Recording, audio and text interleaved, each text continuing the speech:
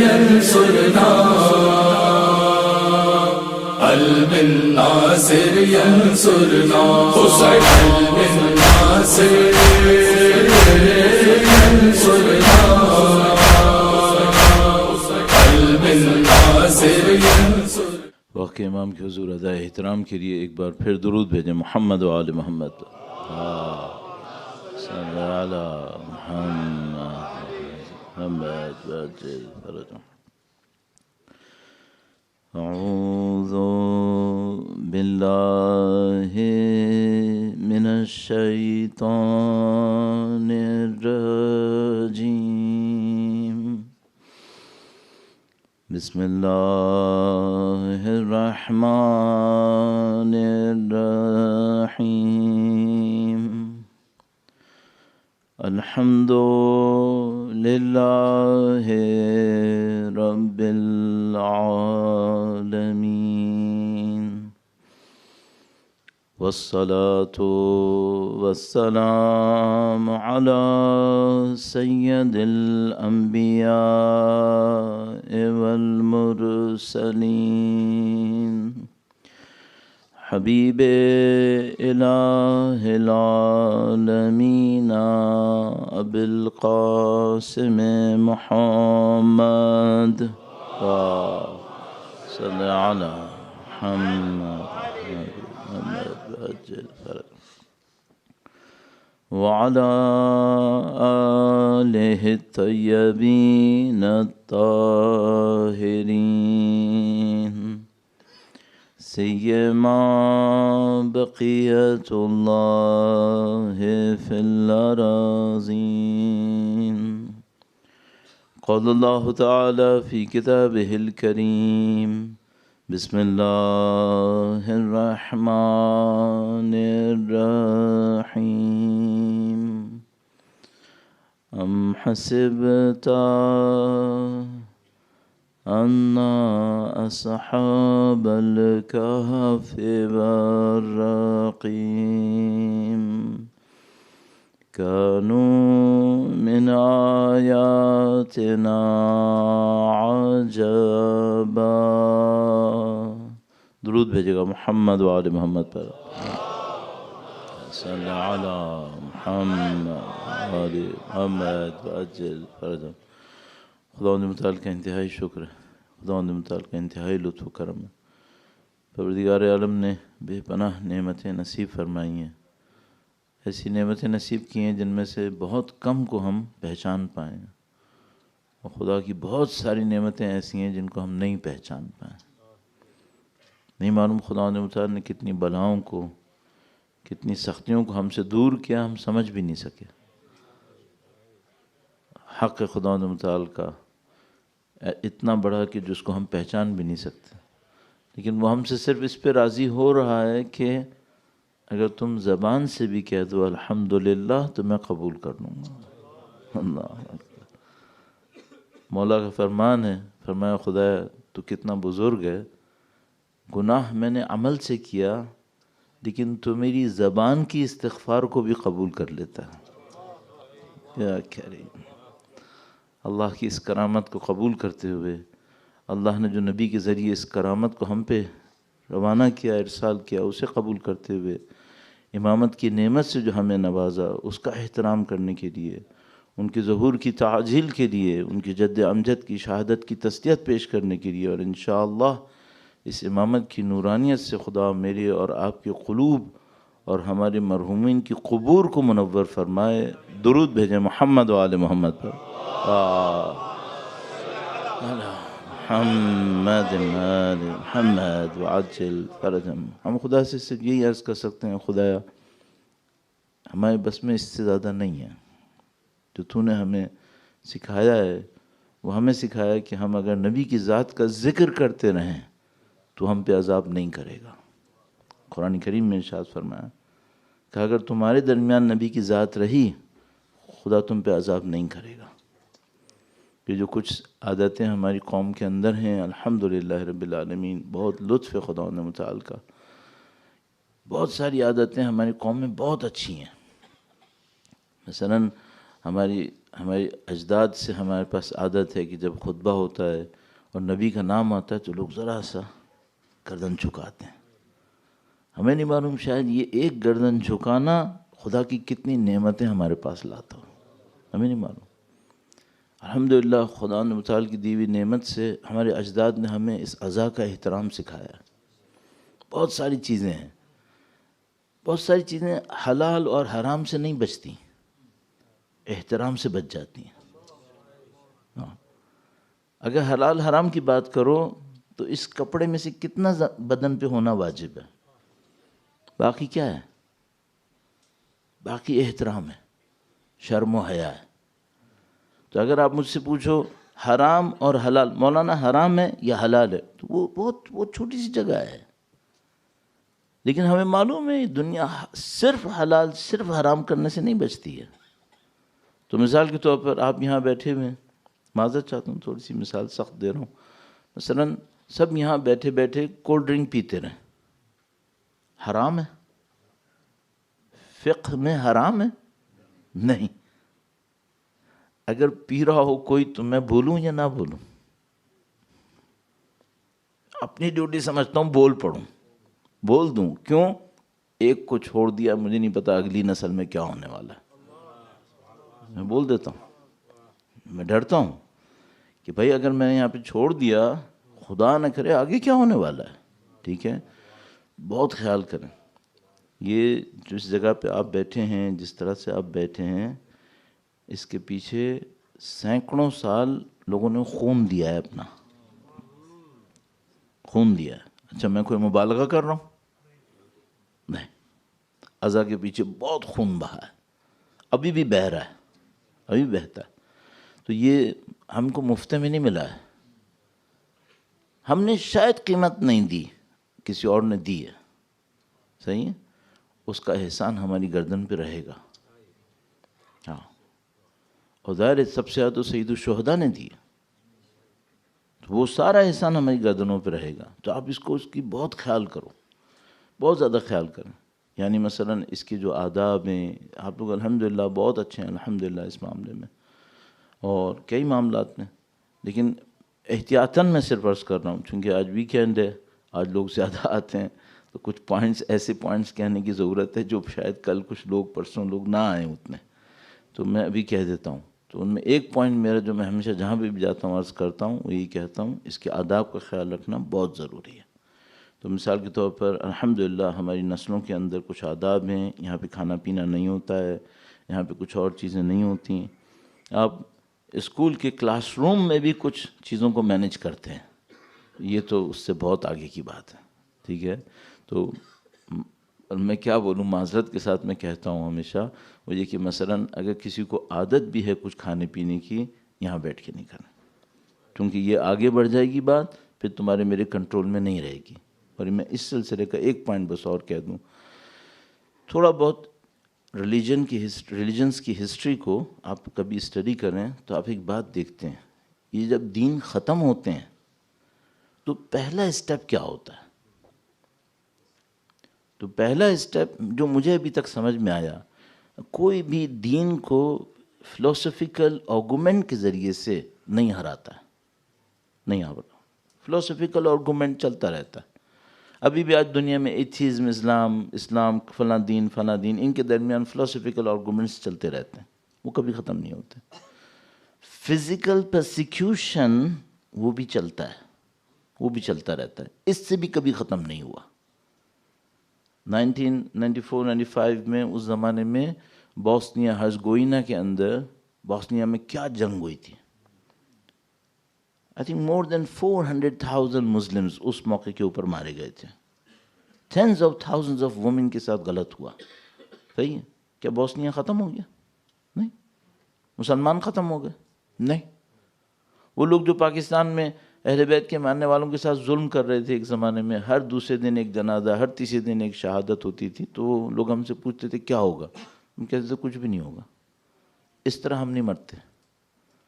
روزانہ ایک بندہ ماریں گے 365 پر ایئر. روزانہ 10 بندے مار لیں گے 3650 پر ایئر. اس سے ہم ختم نہیں ہوتے.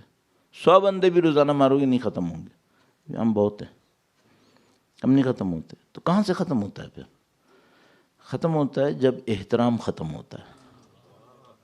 میں آپ کو گارنٹی سے بتا رہا ہوں, یہ یو کے ہے, صحیح ہے. یہاں پہ ہر نکڑ پہ ایک چرچ ہے, ہر گلی پہ ایک چرچ ہے, صحیح ہے. یہ لوگ کون تھے؟ یہ کیا زمانے میں دیندار نہیں تھے؟ بہت دیندار تھے. اتنے چرچ کیوں بنے؟ پھر ان جگہوں پہ چرچ بنے جہاں پہ گھر بھی پکے نہیں تھے, اور چرچ کی بلڈنگ جا کے دیکھو, ہاں اتنا کچھ تھا, اتنا کچھ تھا. اب کیا پوزیشن ہے؟ سولڈ کی پٹیاں لگائے بیٹھے ہیں چرچوں کے اوپر. کہاں گئے دیندار؟ جو انسلٹ بعض اوقات موویز کے اندر, ڈراماز کے اندر, کلپس کے اندر آپ حضرت عیسیٰ علیہ السلام کی ان کے ہاتھوں دیکھتے ہیں, اس کو دیکھ کے سمجھ میں نہیں آتا یہ کیا نہیں مانتے تھے پہلے, اب کیا ہو گیا انہیں؟ کہاں سے شروع ہوتا ہے؟ یہ شروع یہاں سے ہوتا ہے. پہلے they take it a bit light, تھوڑا سا جانے دو, کوئی بات نہیں. ابھی بچہ آ رہا ہے, جوان ہے, اس نے تھوڑا سا پانی پینا ہے, مولانا ٹھیک ہے پیاس لگ رہی ہے پانی پینے دو. ہاں بابا میں بھی قبول کرتا ہوں, جس کو پیاس لگی ہے پانی پیے. مولانا ٹھیک ہے اگر تھوڑا سا سپاری بھی کھا رہا ہے تو کھانے دو, وہ بچے نے تھوڑا سا چنگم ڈالی بھی ہے, کوئی بات نہیں, چلے گا, اتنا چلے گا. ہاں پھر یہاں سے آہستہ آہستہ آگے بڑھتا ہے. پھر تو جب میری آنکھوں کے سامنے کرسچینٹی کے ساتھ یہ ہوا ہے, دوسرے دینوں کے ساتھ یہ ہوا ہے, تو میں بے وقوف ہوں کہ میں اپنی عزاداری کے ساتھ ہونے دوں گا؟ میں کیوں ہونے دوں؟ میں فوراً وارن کروں گا کہ بھئی یہ صحیح نہیں کرو گے تم, اگر تم یہ کرو گے. صحیح ہے. اچھا ابھی آپ کو مولانا بچوں کو کیسے فیسیلیٹیٹ کریں؟ بچوں کو ٹھیک ہے تم لاجیکلی سمجھاؤ, ان کی دوسری چیزوں کا خیال کرو, سب کرو, لیکن یہاں جو عزاداری کے مینرز ہیں اس کا خیال کرنا بہت ضروری ہے.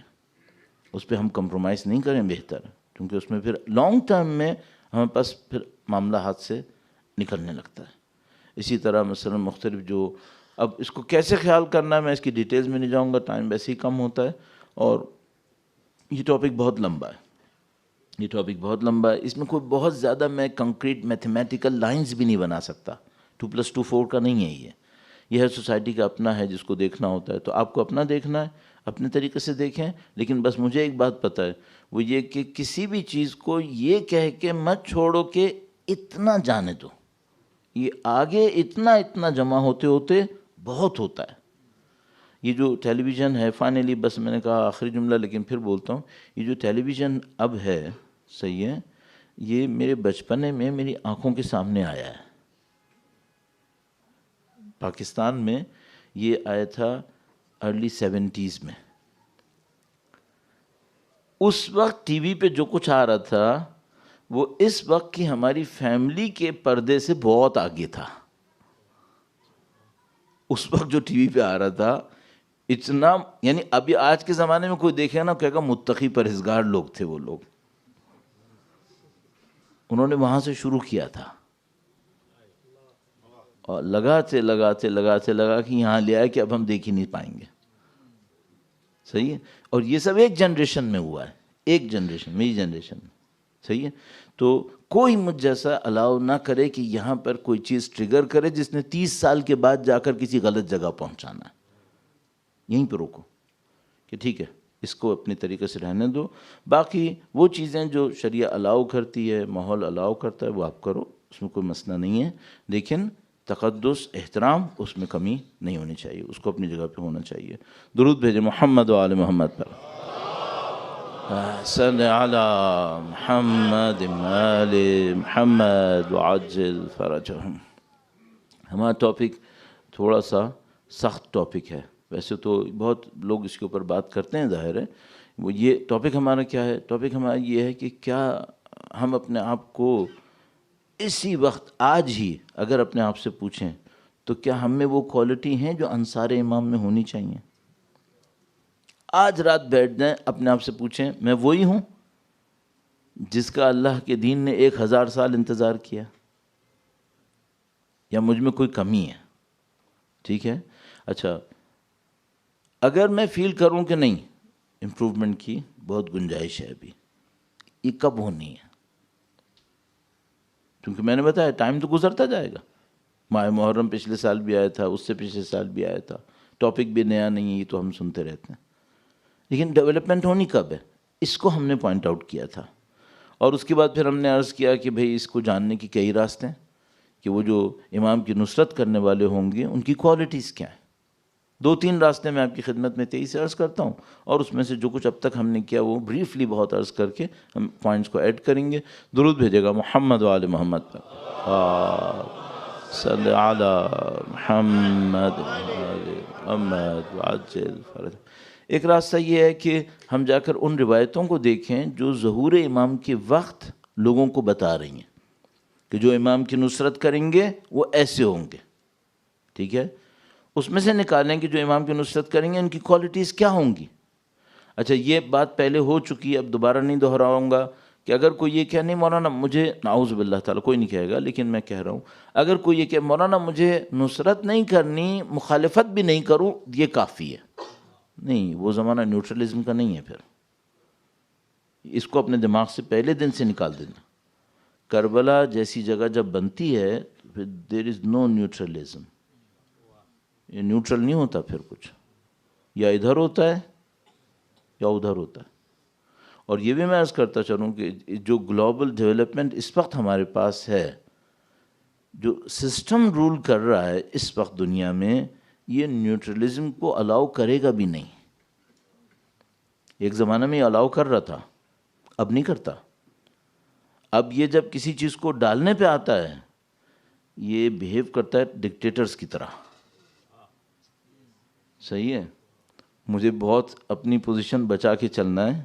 ٹھیک ہے, کچھ ایسے آئیڈیاز جو ہمارے دین میں ایکسیپٹیبل تھے ہی نہیں, کسی بھی دین میں ایکسیپٹیبل نہیں تھے, اس وقت امپوز ہو رہے ہیں ڈکٹیٹرز کی طرح.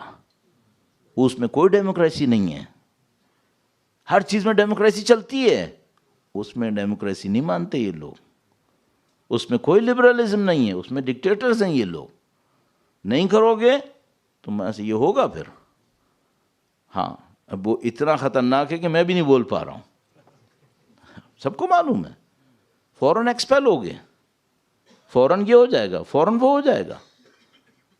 کہاں گئی ڈیموکریسی, کہاں گیا لبرلزم, کہاں گئی ریلیجس فریڈم. میں تو نہیں کہہ رہا کہ تم ایسے کرو, مجھے تو چھوڑ دو. نہیں, now there is no neutralism. ابھی تو ظہور نہیں ہوا ہے بھائی. تو یہ بھول جانا کہ کوئی یہ سوچے مولانا ظہور ہوگا اور میں نیوٹرل رہوں گا, یہ نہیں ہونے والا ہے. یا تم اس کیمپ میں ہو یا اس کیمپ میں ہو. بہت پرانی بات ہے, 2001 کے قریب جب امریکہ نے حملہ کیا تھا افغانستان کے اوپر, طالبان کے اوپر, چونکہ پرانی بات ہے تو اس کا مسئلہ اتنا نہیں ہوگا, تو ان لوگوں نے پاکستان کو کہہ کے بھیجا کہ تم بتاؤ بھائی اپنی پوزیشن کلیئر کرو کہ تم کس کے ساتھ ہو. تو بہت مشہور جملہ تھا, یا آپ ہمارے ساتھ ہو یا آپ اسٹون ایج میں ہو. ہاں, تو ظاہر ہے پاکستانی بہت عقل مند تھے, انہوں نے کہا نہیں تو ہم تو آپ ہی کے ساتھ ہیں, بس ہمیں تھوڑی اسٹون ایج میں جانا. جو ہوا پھر ہم نے جھیلا, وہ جو ہوا وہ ابھی تک جھیل رہے ہیں. ہاں, تو ابھی تو ظہور نہیں ہوا ہے, یہ لوگ اتنا ہارش ہو گئے ہیں. جب ظہور ہو جائے گا انشاءاللہ پھر یہ نیوٹرلزم چھوڑیں گے. تو یہ سوچ دو پہلے سے کہ یہ چانس ہے کہ نیوٹرلزم نہیں ہوگا موسٹ پروبیبلی, اور روایتوں سے بھی یہی لگ رہا ہے کہ یہ نہیں ہونے والا. تو اب جوائن کیسے کرنا ہے امام کو؟ کوالٹیز روایتوں میں جا کے دیکھ لو ایک بار. مولا کا ایک فرمان ہے, تعرف الاشیاء باضدادها, چیزوں کو ان کے اگینسٹ جو ہوتا ہے اس سے پہچانتے ہیں, ضد سے. ٹھیک ہے, ایک راستہ یہ روایتوں میں جا کے دیکھیں اصحاب امام کی کوالٹیز کیا ہیں ایک. دوسرا راستہ یہ روایتوں میں جا کے دیکھیں کہ جو امام کے زمانے میں لوگ غلط ہیں ان کی کوالٹیز کیا ہیں. ہاں, کہیں ہم وہ نہ ہوں. تو اچھوں کی کوالٹیز کو چیک کر لو کہ ہمیں ایسے بننا ہے, بروں کی کوالٹیز کو چیک کر لو کہ ایسا نہیں ہونا ہے. اچھا سیم کام ہسٹری میں بھی کر سکتے ہیں، سیم کام ہسٹری میں بھی کر سکتے ہیں. وہ کیا کریں بھئی؟ آپ جا کے دیکھو جو کربلا میں تھے وہ کیسے تھے، اور جا کے دیکھو کہ جو کربلا میں نہیں تھے وہ کیسے تھے. پھر پوچھ لو میں کہاں ہوں، میں کہاں ہوں. یہ ہسٹری کا ایک پارٹ ہو گیا. ایک اور ہسٹری کا پارٹ ہے جس کو قرآن کریم نے بیان کیا، جو میں نے آپ کے سامنے 2 دن پہلے کر کے دکھایا کہ قرآن کریم نے کہا کہ بھائی کچھ لوگوں نے ہمارے نبی کا ساتھ نہیں دیا تھا. وہ جو ساتھ نہیں دیا تھا وہ کیسے تھے؟ کل ہم نے کل اور پرسوں اس کو بتایا، وہ ایسے تھے. صحیح ہے. وہاں سے بھی ایکسٹریکٹ کر سکتے ہیں کہ ہمیں کیا ہونا ہے اور کیا ہمیں نہیں ہونا ہے. اب میں ذرا سا اس پارٹ کے اوپر رکوں گا، ایک مثال اور آپ کی خدمت میں عرض کروں گا. دوبارہ بنی اسرائیل، چونکہ کل میں نے آپ کی خدمت میں روایت بھی عرض کی ہے کہ فرمایا کہ بنی اسرائیل اور تمہارا مقدر ایک ہی جیسا رہے گا. یہ روایت ہے ہمارے پاس. آیت اللہ طباطبائی نے تفسیر میزان میں کہا کہ اس پر حدیث متواتر ہے، یعنی اتنی زیادہ حدیثیں ہیں کہ ہمیں یقین ہو رہا ہے کہ یہ کہی گئی ہے. تواتر کا انہوں نے دعویٰ کیا اس کے اوپر. درود بھیجے گا محمد و آل محمد پر. صلی علی محمد آل محمد وعجل فرج. اب یہاں پہ تھوڑا سا رک کر ایک جملہ عرض کرتا چلوں. بھئی ہمارا کام یہ ہے کہ ہم یہ بتائیں یہ صحیح ہے یہ غلط ہے. اب میں کہیں پر 1-2 دن پہلے کہیں سے ایک ایکو میرے کان میں آئی. انہوں نے کہا آپ نے ہمیں اس چیز پر ایکیوز کیا ہے. میرا کام کسی کو ایکیوز کرنا نہیں ہے. میرا کام یہ بتانا ہے کہ جو صحیح ہوا ہے وہ کیا ہے اور جو غلط ہو سکتا ہے وہ یہ ہے. اب کیا میں یہ کہہ رہا ہوں کہ آپ وہ ہو جو صحیح ہو یا غلط ہو؟ نہیں، یہ میرا کام نہیں ہے. میرا کام ججمنٹ اس معاملے میں دینا نہیں ہے کہ آپ کی کمیونٹی کہاں کھڑی ہے اور آپ کہاں کھڑے نہیں ہیں. میرا کام نہیں ہے. میرا کام یہ ہے کہ میں آپ کو بتاؤں کہ بھائی روایتوں کی ذریعے سے، آیتوں کے ذریعے سے اچھی قوم یہ ہے، بری قوم یہ ہے. بعد میں ججمنٹ کس نے دینا ہے؟ آپ نے خود. یہ میرا کام تھوڑی ہے، یہ آپ نے کرنا ہے. ہاں جس دن آپ میرے پاس آؤ کہو مولانا آپ ہمیں بتاؤ یہ کام صحیح تھا یا غلط تھا، جہاں تک میرے ساتھ ہو سکے گا میں بتاؤں گا. لیکن اصل کام ہمارا یہاں تک اتنا ہے، باقی آپ نے کرنا ہے اس کو. ہم نے یہ بھی بتانا ہے کہ بھئی اگر غلط ہے تو اس کو صحیح کیسے کرنا ہے، یہ بھی ہمارا کام بتا سکتے ہیں ہم. لیکن یہ کہ باقی ہم نے کسی کو ایکیوز نہیں، ہمیں کوئی دل نہیں چاہ رہا کسی کو ایکیوز کرنے کا، نہ ہمارا دل چاہتا کسی کو بہت زیادہ وہ کرنے کا، ڈیناؤنس کرنے کا. نہیں، یہ کام جو ہے وہ جو بھی ہونا ہے وہ خود ہونا ہے. ہمارا کام آئیڈیالوجی کو بیان کرنا ہے اس کو. اب مجھے قرآن کریم سے مثال دینی ہے، بنی اسرائیل سے ایک مثال دوں گا کہ یہ کام کیسے ہوتا ہے. اچھا اس کے ساتھ یہ بھی عرض کرتا چلوں، یہ جو قرآن کریم میں تاریخ کی مثالیں ہوتی ہیں، یہ جو بنی اسرائیل کا ایونٹ ہے یہ 3000 سال پرانا ہے. 3000 years بیک ایٹ لیسٹ. بعض کے مطابق 3200 اور 300، لیکن بہرحال ایٹ لیسٹ 3000 years پہلے یہ ہوا تھا. تو خدا نے کیوں لکھا ہے؟ کیا یہ بک آف ہسٹری ہے؟ نہیں بھائی. اگر بک آف ہسٹری ہوتی تو اس میں یہ بھی لکھا ہوتا لوکیشن کیا تھی، یہ بھی لکھا ہوتا ڈیٹ کیا تھی. پھر ایک ایونٹ کو 5 دفعہ لکھنے کی کیا ضرورت تھی؟ نہیں، بک آف ہسٹری نہیں ہے. یہ کیا ہے پھر؟ یہ نصیحت کی کتاب ہے، انذار ہے، لوگوں کو ڈرانا بتانا ہے. تو اس میں ہمارے لیے لیسن ہے یا نہیں ہے؟ نہیں ہوتا تو خدا بولتا بھی نہیں ہوتا تو ہمارا تعلق ہی نہیں تھا. پھر تو یہ تو ہمیں معلوم ہے کہ اللہ کے نبی نے فرمایا کہ تم اور بنی اسرائیل ایک ہی راستے کے اوپر ہو. تو بالکل نبی خدا نے آخری جو ڈاؤٹ بھی تھا وہ بھی ختم کر دیا. بس یہ ہسٹوریکل آئسولیٹڈ ایونٹس نہیں ہیں، یہ وہ اسٹوری ہے جو ریپیٹ ہو رہی ہے ہمیشہ، یہ ہر دفعہ ریپیٹ ہو رہی ہے. تو اس کے اوپر ایک اور حدیث بھی ہے جو میں عرض کروں گا. ابھی میں آتا ہوں اس مثال کے اندر. سورہ بقرہ، مزید وقت لگائے بغیر سورہ بقرہ میں بہت خوبصورت ایک مثال لکھی ہوئی ہے. مثال کیا ہے؟ قوم بنی اسرائیل نے کہا کہ اپنے نبی سے کہ ہمارے لیے ایک رولر بنا کے دو. انہوں نے کہا بھائی ہم رولر تو بنائیں گے لیکن تمہیں ایکسیپٹ کرنا پڑے گا. پھر یہ نہیں کہنا کہ ہم جنگ پہ نہیں جا رہے، ہم جنگ پہ نہیں جا رہے. کہا نہیں ہم مان لیں گے، ہمارے تو گھر بھی لٹ گیا، ہمارے تو بھی بچے بھی ایسے ہو گئے، اب آپ رولر بناؤ، ہم اللہ کے دشمنوں سے لڑیں گے۔ ان کا ٹھیک ہے بھائی ہم رولر بنا دیتے ہیں۔ وہ رولر بن گیا۔ اب جو رولر بنا، اب نیچے سے معاملہ خراب شروع۔ یہ جو داستان ہے یہ کیا داستان ہے؟ یہ داستان ہے اللہ کے بندوں کی اور نفس کے بندوں کی۔ جو اللہ کے بندے ہوتے ہیں وہ اللہ کے حکم کے بعد چک چک نہیں کرتے، جو نفس کے بندے ہوتے ہیں وہ اللہ کے ہر حکم کے اوپر چک چک کرتے ہیں، اپنی اپنی بات چلاتے ہیں۔ پہلے کہا رولر بناؤ، نبی نے کہا مت بنواؤ، تم یہ نہیں سنبھال پاؤ گے، یہ رسپانسبلٹی ہے۔ کہا نہیں ہم تو سنبھالیں گے۔ اس کا مطلب کیا ہے؟ فضیلت کے دعوے دار بھی ہیں، سپیریئرٹی کے کلیم بھی کر رہے ہیں، لیکن جب سپیریئرٹی جو مانگی تھی لینے کا ٹائم آیا، سپیریئرٹی کا کلیم ہے، رسپانسبلٹی کی طاقت نہیں ہے۔ کہا یہ نہیں مانتے۔ کیوں نہیں مانتے؟ کہا اس کے پاس پیسہ ہی نہیں ہے، اس کے پاس کچھ ہے ہی نہیں، اس کو کیوں مانے؟ کہا ماننا پڑے گا، اللہ کے بنایا ہوا ہے، چلو آگے بڑھے۔ وہ لے کے بڑھے فوج کو، تو انہوں نے، اب یہ بہت خوبصورت جگہ، یہاں پر ہر چیز اچھی ہے لیکن یہ بہت ہی خوب، انہوں نے کہا تم لوگ آگے جاؤ گے، آگے ایک نہر آئے گی، پانی آئے گا، ٹھیک ہے؟ جو میرے ساتھ ہے اس نہر سے پانی نہیں پینا ہے، صحیح ہے؟ اگر کسی نے پانی پیا میرے ساتھ نہیں ہے۔ اچھا اب ٹیسٹ کیا ہے؟ ٹیسٹ یہ کہ ظاہر پیاس تو لگ رہی ہوگی اور پانی بھی ہے۔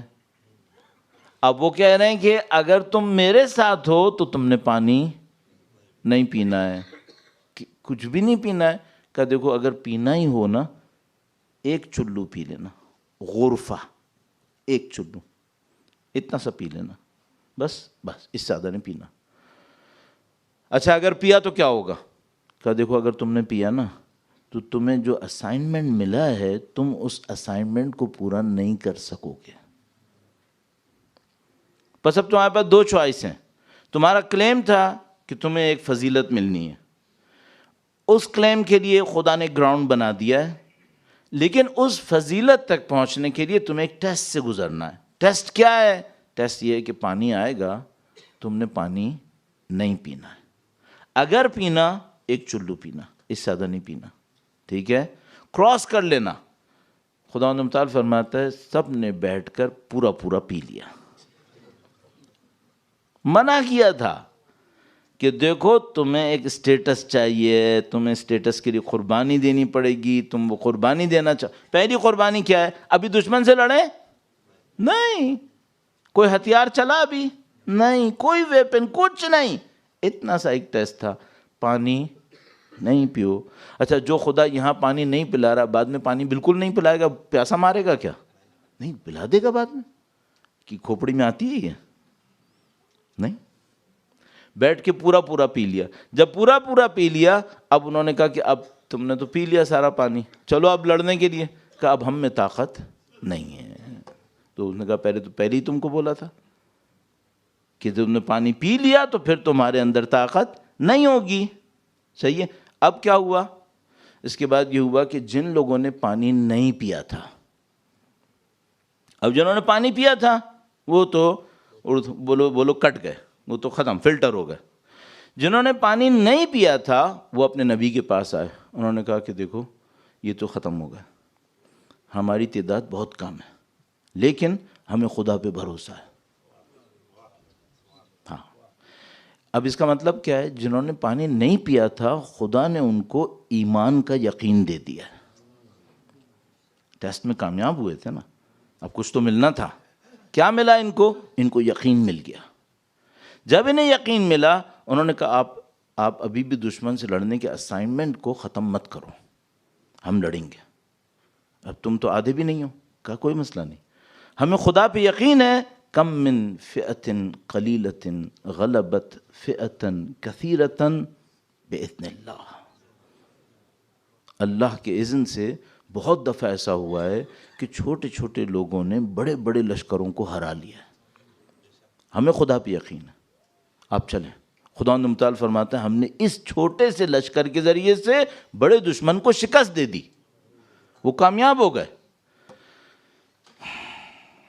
اب آپ مجھ سے پوچھ سکتے ہو مولانا ہم تو نلکے سے پانی پیتے ہیں، منرل واٹر کا پانی پیتے ہیں، اس کا ہم سے کیا تعلق ہے؟ ہم تو کبھی ٹروپ لے کے نہیں چلے جس میں کمانڈر نے کہا ہو کہ پانی نہیں پینا، صحیح ہے؟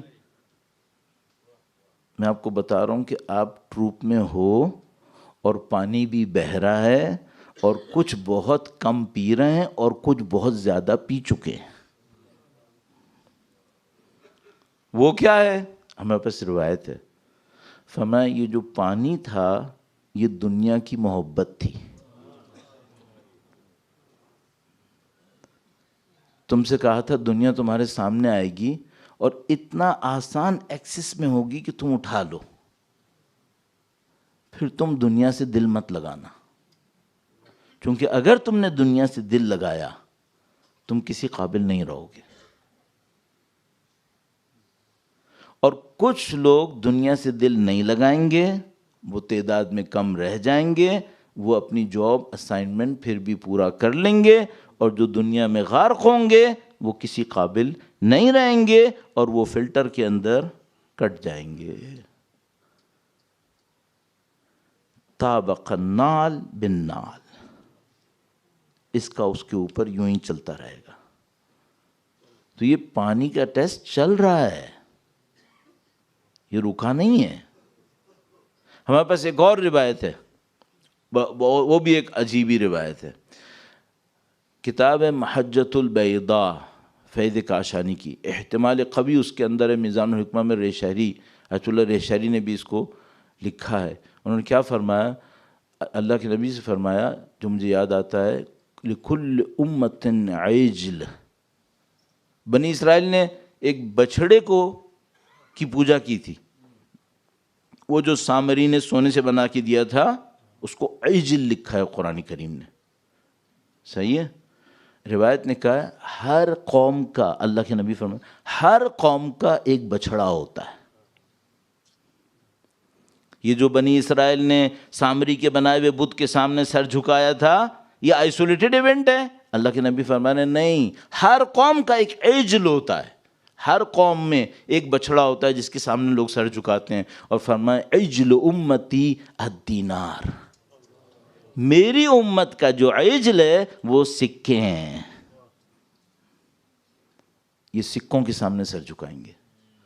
کل میں نے آپ کی خدمت میں عرض کیا تھا یہ سونے کے پجاری ہیں، ہاں یہ روایت میں ہے، میں نہیں بول رہا ہوں، یہ روایت میں کہا ہے۔ بس وہ جو پانی تھا وہ کیا تھا؟ وہ پانی تھا دنیا کی محبت، اور وہ عجل ہے وہ کیا ہے؟ وہ سکے، دولت، یہ اس کے سامنے سر جھکاتے ہیں۔ یہ اللہ کے نبی نے کہا میری امت کا یہ معاملہ ہے، صحیح ہے؟ اچھا اب کوئی مجھ سے کہہ سکتا ہے مولانا اس میں خرابی کیا ہے؟ بھئی اگر دنیا سے تھوڑا بہت اٹیچمنٹ ہے اس میں خرابی کیا ہے؟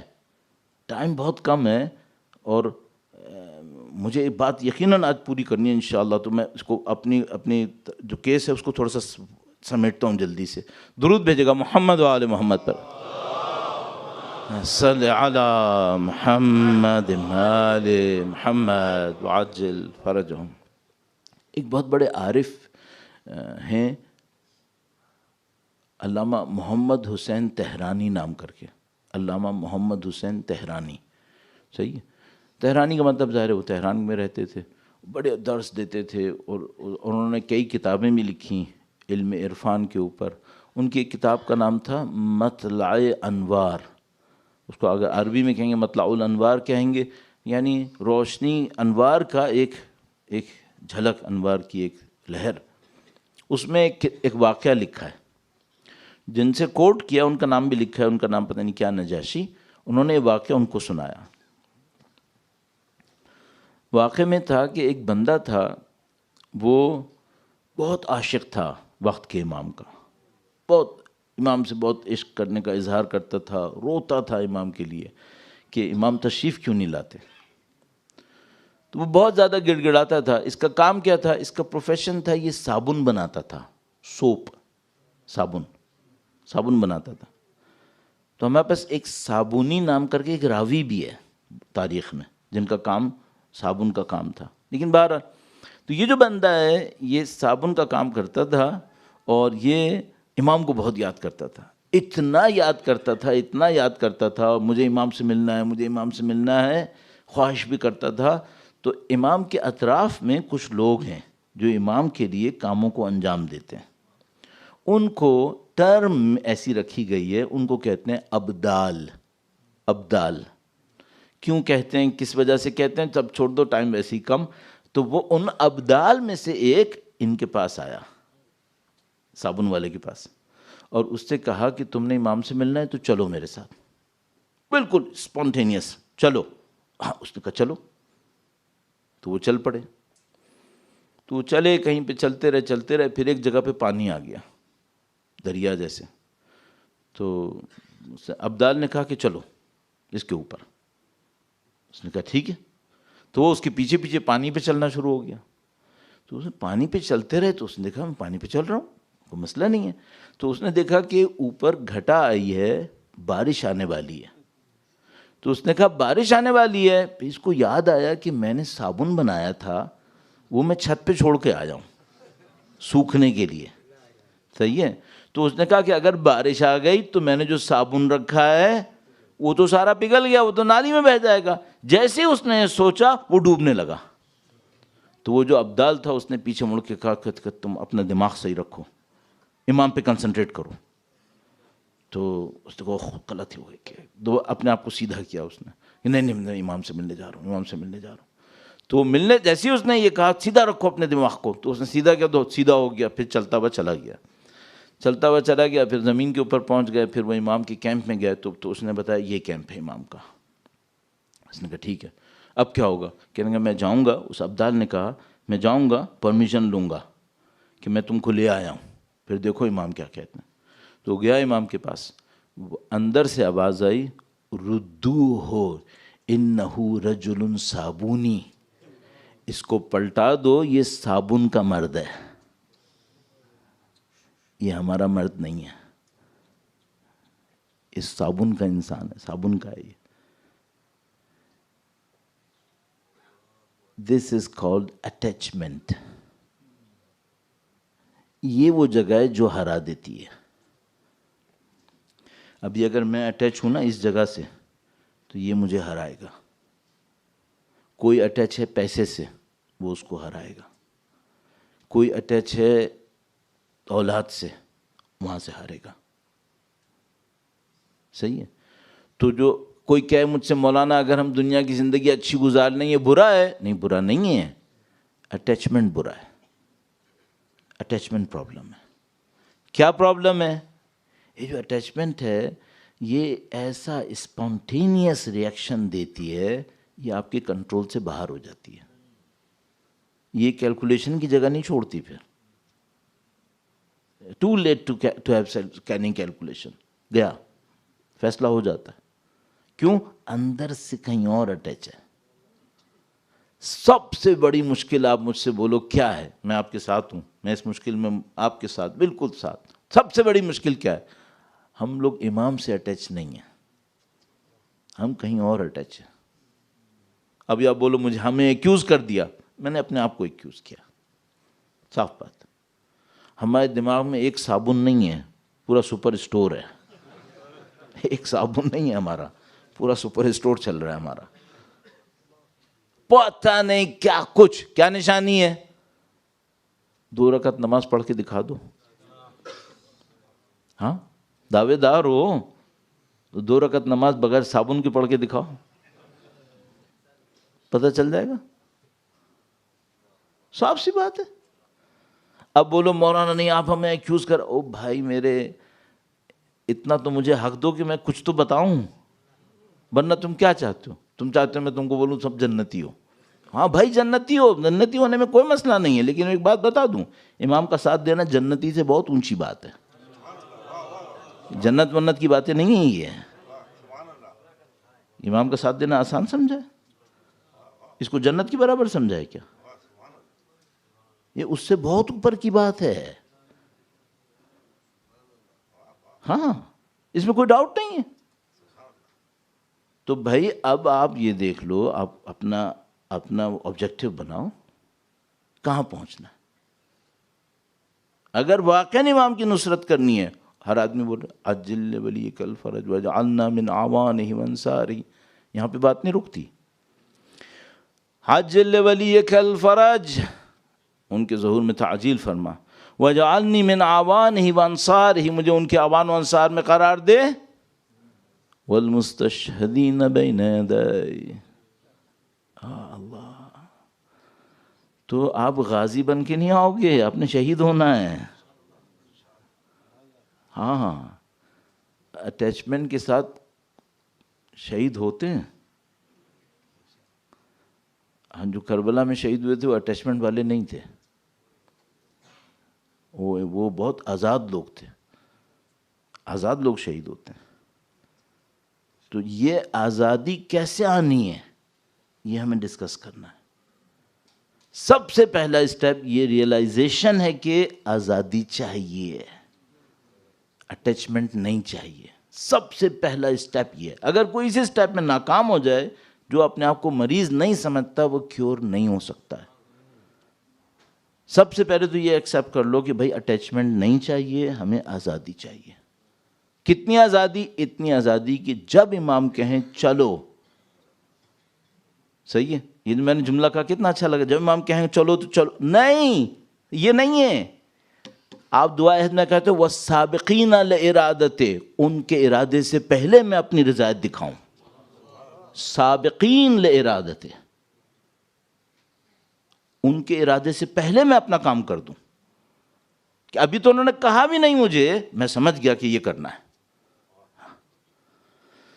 تو عزیزان محترم، ٹاسک بڑا ٹاسک ہے، ٹاسک بہت بڑا ٹاسک ہے.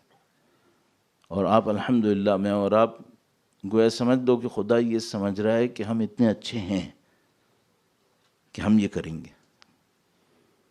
اگر وہ ہم سے یہ امید نہ رکھتا نا تو ہمیں دعائے عہد نہ دیتا، یہ کسی اور کو دے دیتا. اور بہت ساروں کو نہیں دی اور ہمیں دی. کیوں دی؟ دعائے ندبہ بہت ساروں کو نہیں دی، تمہیں دی. کیوں دی؟ اس کا مطلب ہے یہاں سے کچھ امید ہے. اچھا، اس فرش عزا پہ سب کو بیٹھنا نصیب کر دیا ہے کیا؟ تو آپ کو نصیب کر دیا. اس کا مطلب کیا ہے؟ اس کا مطلب ہے یہاں سے کچھ امید ہے. صحیح ہے، آپ اس امید کو پورا کرو. ہاں، آپ کو موقع مل گیا. اور الحمدللہ رب العالمین، خدا نے دلوں میں محبت بھی ڈال دی، خدا نے دلوں میں احترام بھی ڈال دیا، عقل بھی دے دی، شعور بھی دے دیا. ابھی الحمدللہ دیکھو کتنا دلوں کے اندر جو بات جاتی ہے وہ کتنی عجیب ہے. آپ یہاں بیٹھے ہیں سید الشہداء کی عزا میں، اور میں اگر آپ سے صرف اتنا کہوں، اگر میں آپ سے صرف اتنا کہوں، ایک پیاسا غریب الوطن،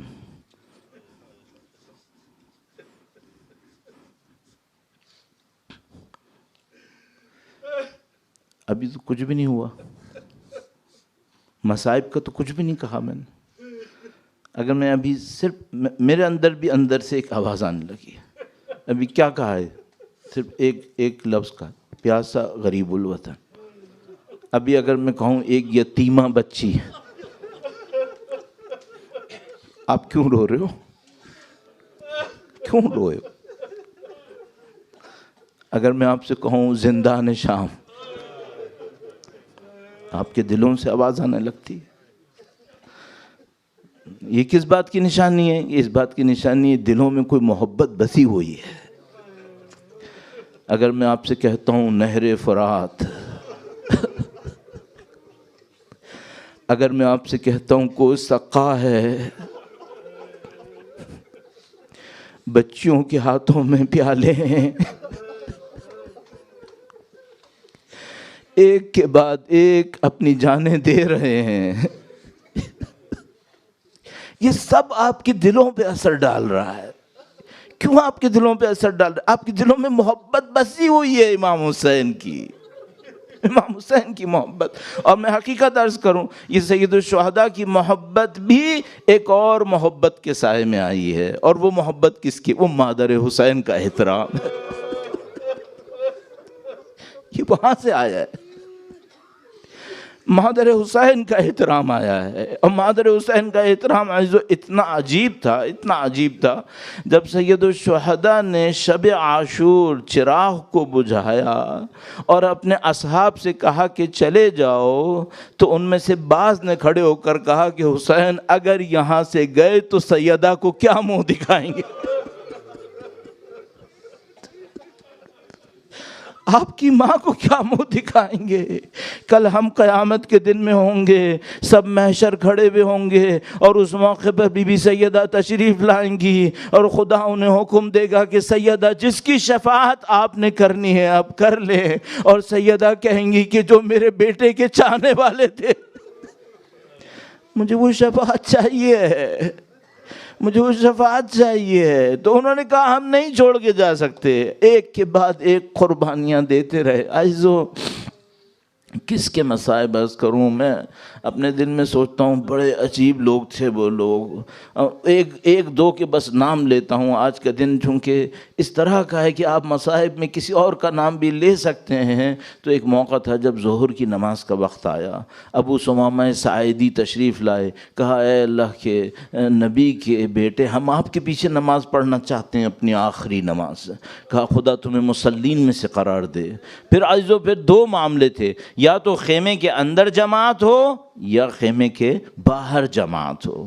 سید الشہداء نے کہا میں خیمے کے باہر جماعت کروں گا. خیمے کے باہر جماعت کا مطلب ہے کہ دشمن تیر ماریں گے، اور سید الشہداء کو پتہ تھا کہ تیر چلیں گے، یہ اتنے کافر ہیں کہ یہ نماز کی اجازت نہیں دیں گے. سید الشہداء نے پھر بھی خیمے کے باہر جماعت کی، اور دو مجاہد سید الشہداء کے سامنے آئے. کہا مولا آپ نماز پڑھیں، تیروں کو ہم اپنے اوپر روکیں گے. یہ کل میں آپ کی خدمت میں عرض کروں گا کہ اٹیچمنٹ سے ریفلیکشنز آ جاتی ہیں ارادے کے بغیر. لیکن عزیزو، یہ جو دو آدمی کھڑے تھے نا، ان کی ساری اٹیچمنٹ امام حسین کے اتنے ساتھ تھی، اگر میں کسی تیر کو آتا ہوا دیکھوں تو میں خود بخود سائڈ میں ہو جاؤں گا. ان کی اٹیچمنٹ اتنی تھی کہ امام کی طرف جو تیر آتا تھا یہ اس تیر کے سامنے آتے تھے. اتنے سینے کے اوپر تیر کھائے کہ ایک موقع پر انتظار کرتے رہے کہ میرے مولا کی نماز پوری ہو جائے. جب نماز پوری ہو گئی تو زمین پر گرے. سید الشہداء نزدیک آئے اور کہا کہ انہوں نے فوراً صرف ایک جملہ پوچھا. عزیزو دیکھو، اب میں نے بتایا تھا نا کہ یہ معاملہ جنت سے بہت آگے کی بات ہے. تو یہ جیسے ہی گرے، انہوں نے نہیں کہا مولا میں جنت میں گیا یا نہیں گیا، انہوں نے کہا مولا کیا میں نے اپنا کام کر لیا ہے؟ ان کی عظمت کو سلام واقعان. کہا مولا میں نے اپنا کام کر دیا کیا؟ ارے انہوں نے اپنا کام کر دیا. عزیزو ایک اور تذکرہ کر دوں، ایک دو منٹ کے اندر بس. عزیزو باقی تو سب کا تذکرہ ہوگا یقیناً انشاءاللہ آگے آنے والے دنوں میں. لیکن ہم سب لوگ انڈیپٹڈ ہیں ایک عظیم الشان ہستی کے، جس کا دنیا میں کوئی احترام نہیں کرتا تھا، اس کا کوئی احترام نہیں ہوتا تھا. اور ایک موقع کے اوپر جب سید الشہداء نے ان کو بلایا اور کہا کہ جان تم میدان چھوڑ کر چلے جاؤ، تو انہوں نے کہا کہ مولا آپ نے یہ کام کیوں کیا؟ کہا کہ ہم غلاموں کو سختی کے وقت کے لیے نہیں رکھتے، ہم غلاموں کو آسانی کے وقت کے لیے رکھتے ہیں. جب سختی کا وقت آتا ہے تو ہم غلاموں کو آزاد کر دیتے ہیں. ہم نے تمہیں آزاد کیا، تم یہاں سے میدان چھوڑ کر چلے جاؤ، اور کوئی بھی دشمن تم سے سوال کرے تو تم اس کو بتا دینا کہ میں تو غلام تھا، میں حسین کا غلام تھا، میں غلامی میں ساتھ آیا تھا، اور اب مجھے آزاد کر دیا تو میں واپس جا رہا ہوں. اب لوگ توقع کیا کر رہے ہوں گے دنیا میں کہ مثلاً وہ کہے گا چلو میری جان چھٹی اور میں گیا. لیکن یہ عزیزو یہ کچھ اور ہی ہے، یہ کچھ اور ہے. اس نے سید الشہداء کی طرف دیکھا، انہوں نے سید الشہداء کی طرف دیکھا اور کہا کہ مولا ایک عرض میری بھی ہے اگر آپ. امام نے فرمایا کیا کہنا چاہتے ہو؟ کہا مولا میں سالوں سے آپ کے گھرانے کی خدمت کر رہا ہوں، اور سالوں سے جب میں آپ کی خدمت کرتا تھا، آپ نبی کے نواسے ہو، میں نے ساری زندگی آپ کی خدمت کی، تو میں ہمیشہ ہی سوچتا تھا کہ میں تو کالا ہوں، میں تو سیاہ فام ہوں، میں اپنے مولا کے کیا کام آؤں گا، لیکن اگر خدا کبھی مجھے موقع دے گا تو میں حسین پر قربان ہو جاؤں گا۔